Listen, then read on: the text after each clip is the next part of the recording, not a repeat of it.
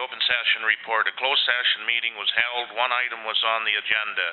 2392F, the receiving of advice that is subject to solicitor-client privilege, including communications necessary for that purpose. All those in favor? Carried. I threw my pen away. Oh, you got it. It bounced up, or did you go for it?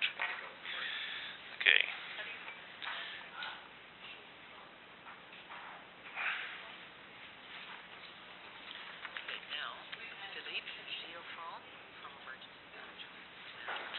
Philippe Giffon?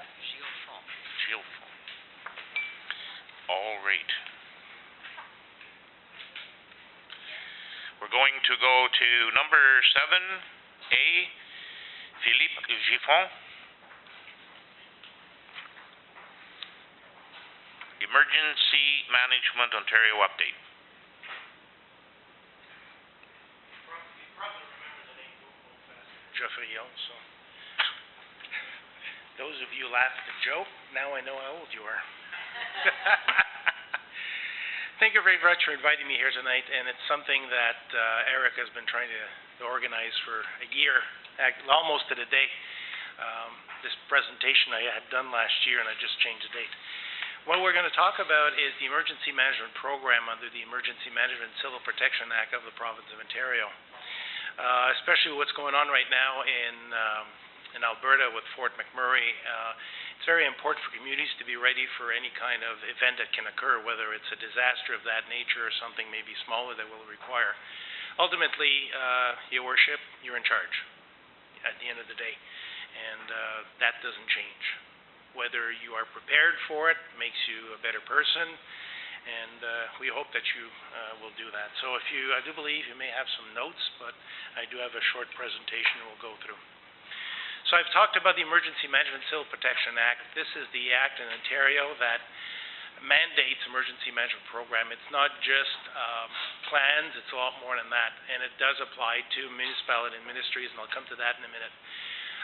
The Emergency Management Civil Protection Act came into play in 2003 and in 2006, replacing the Emergency Plans Act of Ontario. The Emergency Plans Act made it voluntary compliance for municipalities to have emergency response plan. The events of the ice storm and the events in the States of September 11th kind of changed the whole ball game, and we came to that one. It's also backed up Ontario Regulation 380-04, which basically outlines some of the requirements. The Order in Council 1157-2009 determines which ministry is going to be, on behalf of the provincial government, be the lead for certain events that could happen in the province. So, for example, if you use forest fires, Ministry of Natural Resources and Forestry is the ministry under Order of Council that is responsible to have plans at the province and be able to handle those forest fires. I look at our ministry, for example, Community Safety and Correctional Services. One of the assigned responsibility we have is space object falling to Earth. So anything that comes down the Earth from in orbit, for example, if there is an event created by that, our ministry would be responsible for that. The other thing that this act does is it creates annual compliance. Every municipality in the province of Ontario has to comply annually, and we have I hate calling it an audit, but it's what it is. 15-point process to follow, and I'm happy to report that through the years, your municipality has been quite good at maintaining their compliance.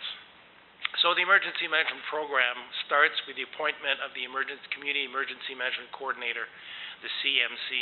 Here it's Ms. Erica Rice, and I've been working with Erica for a good number of years now, and I think we have a fairly good relationship.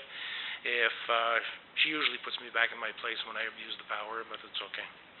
The CMC has to be trained under provincial guidelines. There's the 5 courses that have to be taken by the CMC and maintained on a yearly basis.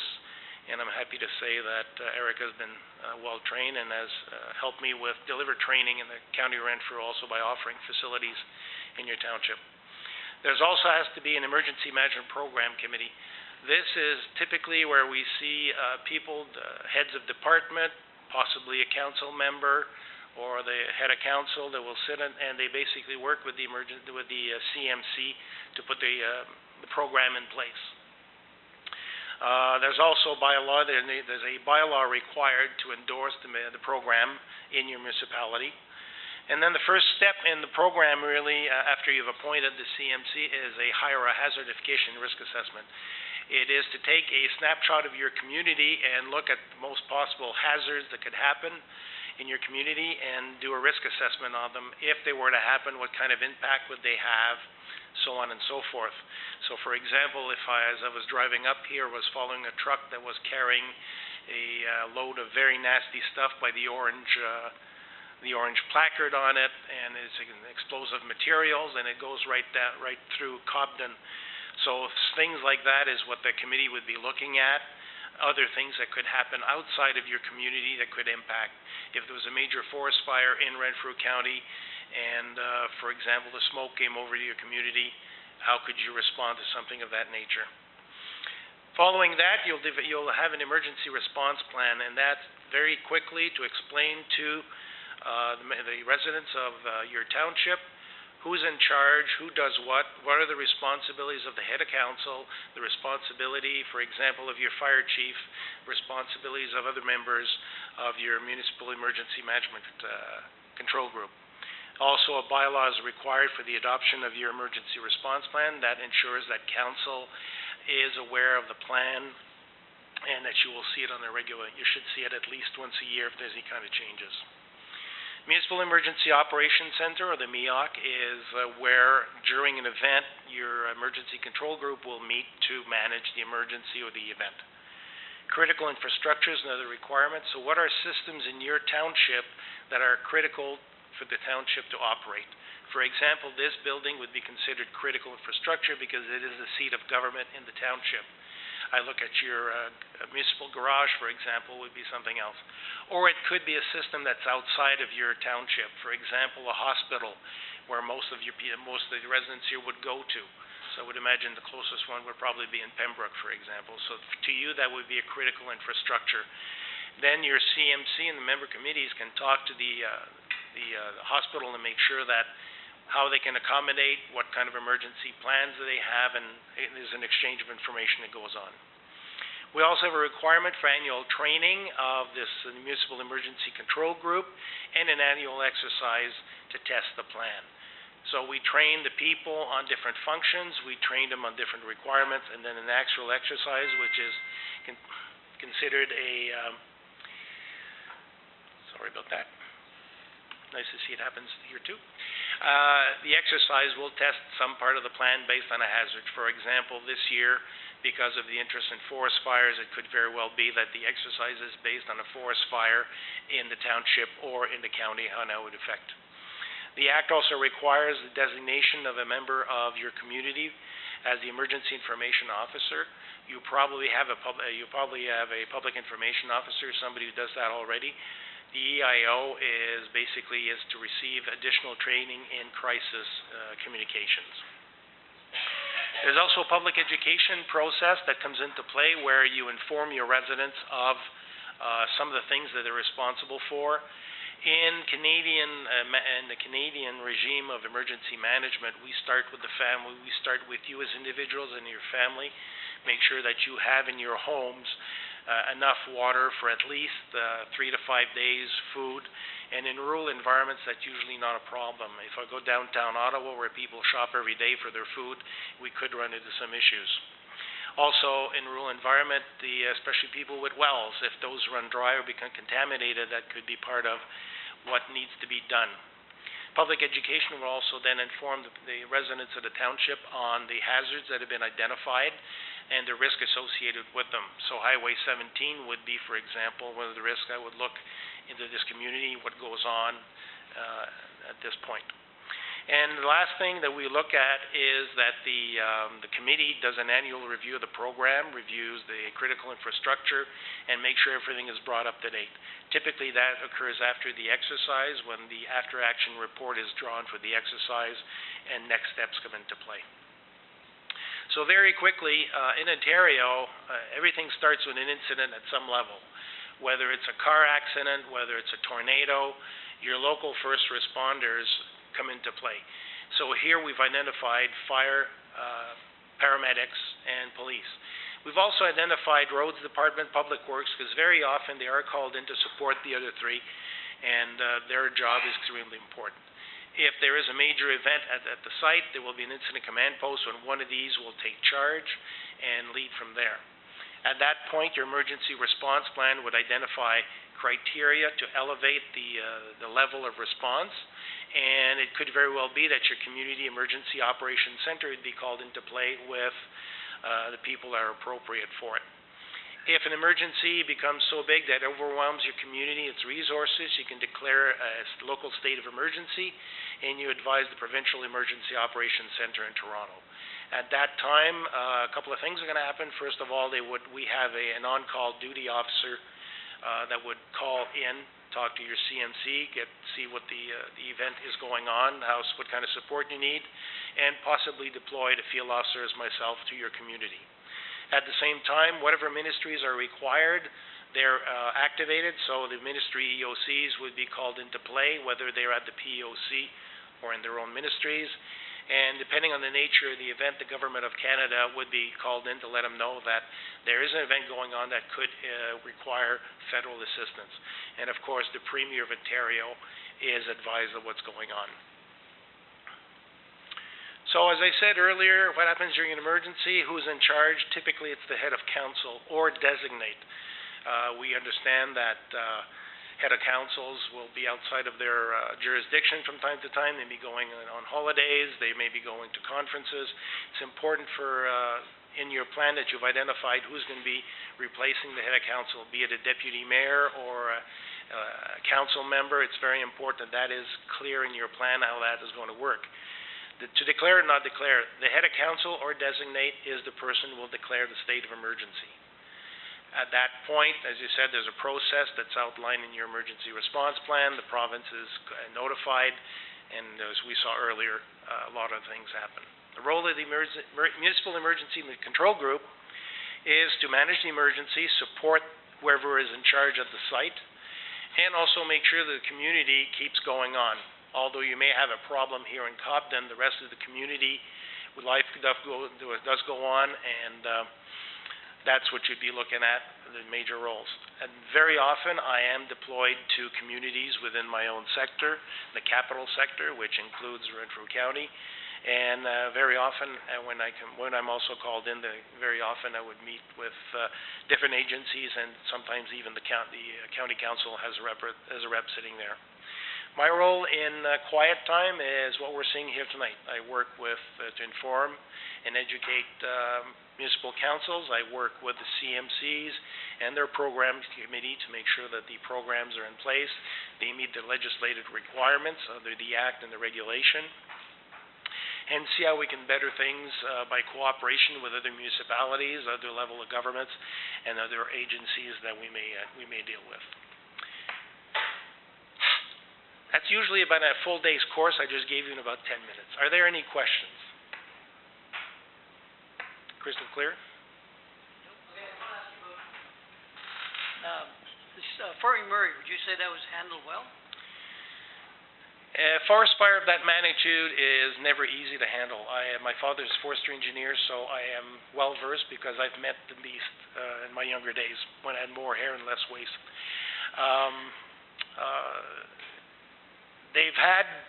It's difficult to evacuate a community. It's always very difficult. In Ontario, we haven't done it that magnitude. I think we can go back to Mississauga in 1979, where we evacuated 250,000 people. It's a challenge, especially at Fort McMurray, where they only have one or two major roads in and out. At the start, it's chaotic, and that's when we do exercise. One of the things I usually work with your CMC to make things as realistic as possible. If you don't have the resources in place from the start, it is going to be difficult. They've had a major challenge. I think it was handled fairly well. As we say, that's one thing. The bigger challenge will be recovery. It's rebuilding the community.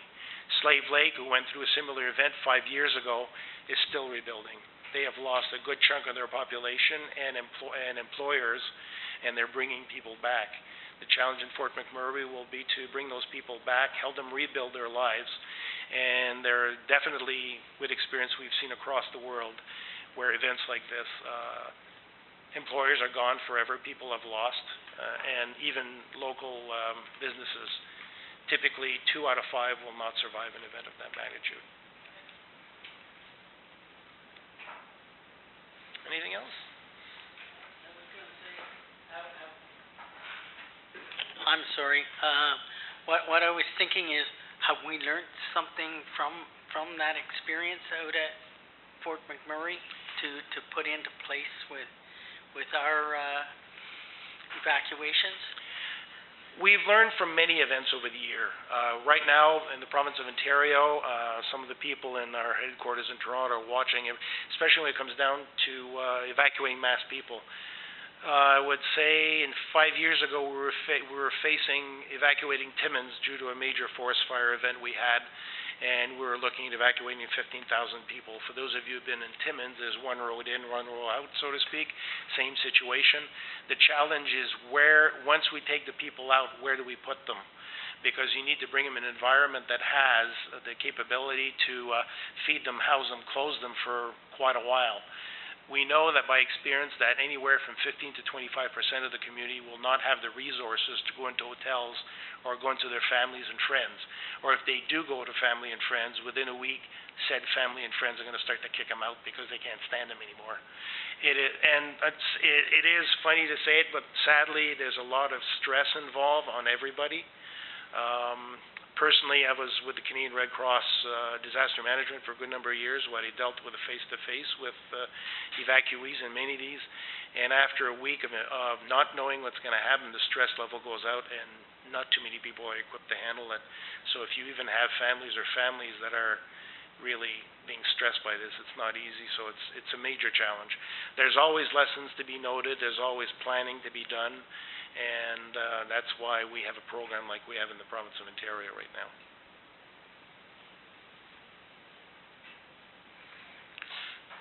Reeve Miller? About Fort McMurray, I would just like to add that it's just nothing short of miraculous, the first part that they saved all those lives. Yeah. I spent 2-3 years in McMurray. I know every street in McMurray. It's nothing short of a miracle. Now, I'm not trying to discount what they're up against now, Yeah. but I think the first reaction in these situations is to save lives, and they did a heck of a good job. Yes, the fact they've only lost 2 lives due to a car accident is nothing short of miraculous, you've said. Yeah.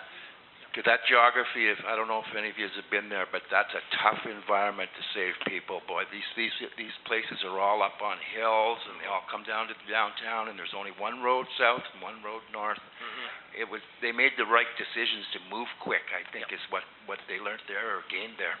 Yeah. Thanks.